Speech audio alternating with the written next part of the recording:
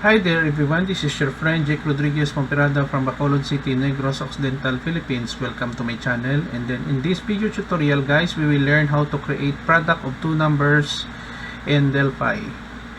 Before we continue, if you like this video tutorial, please hit the like button, leave a comment in the comment section of this video tutorial, share and subscribe to my channel for more upcoming video tutorials. So let's get started. Delphi is a programming language primarily designed in Microsoft Windows, but it uses the language of Pascal or Object Pascal. So here it is running right now. So we have here the form product of two numbers in Delphi. Give first value, let's say we have 5. Give second value, let's say 6, and then when we click the compute button, it gives us 30. When we click the clear button, it allows us to give another set of values, let's say 8 and then 3.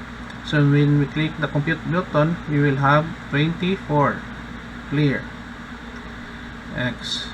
Now we have here in the form, so this is we have here form 1, and then the title of our form will be product of two numbers in Delphi. We have here label 1, label 2, and then we have here 3 text box. So to perform the computation, we simply double click this button compute, and then it will display the code.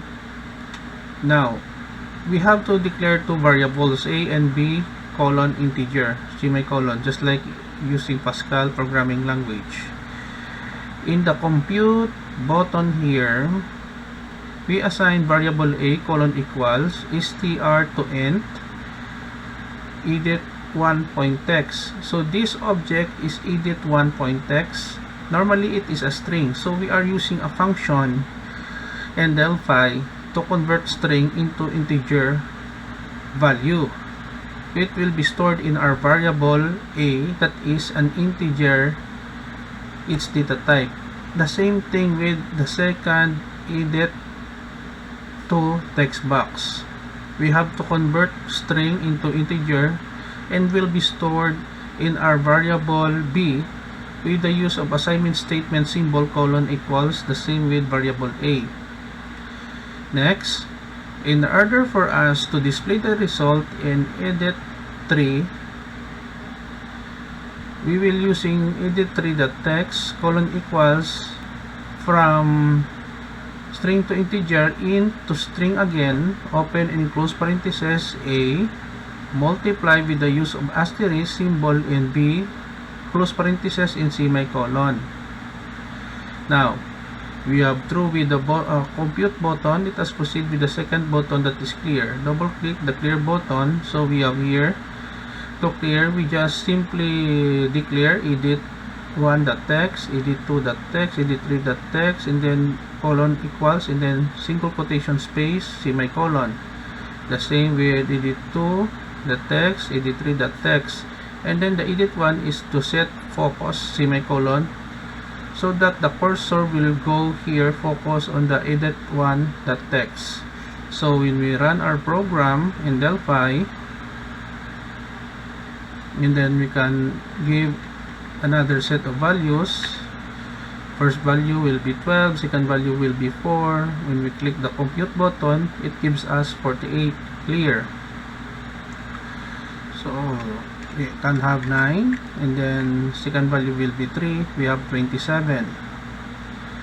So when we exit, so here we can improve if we want to.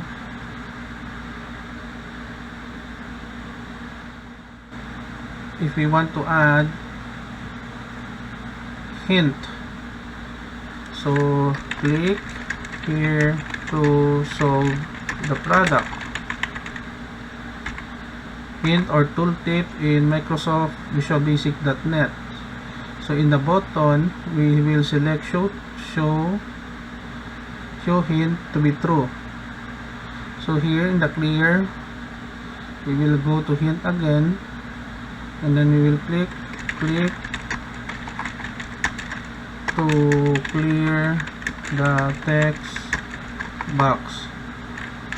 The purpose of having a hint in our form in Delphi so that it will added additional user-friendly functions. When we run our program, this is 6 and then we have 8.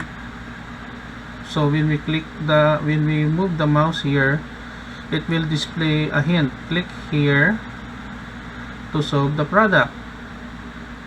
So we have 48, and then when we go to clear button, click here to clear the text box. Okay, another set of values, let's say 3, and then we have here 5. So we have here compute, click here to solve the product, and then clear to clear the text box. So that's it. This is the end of our tutorial video on how to create product of two numbers in Delphi. I hope that you will find my tutorial video useful. Thank you very much guys for watching. This is your friend Jake Rodriguez Pomperada from Bacolod City, Negros Occidental Philippines. Until to the next video tutorial class, guys, bye bye for now.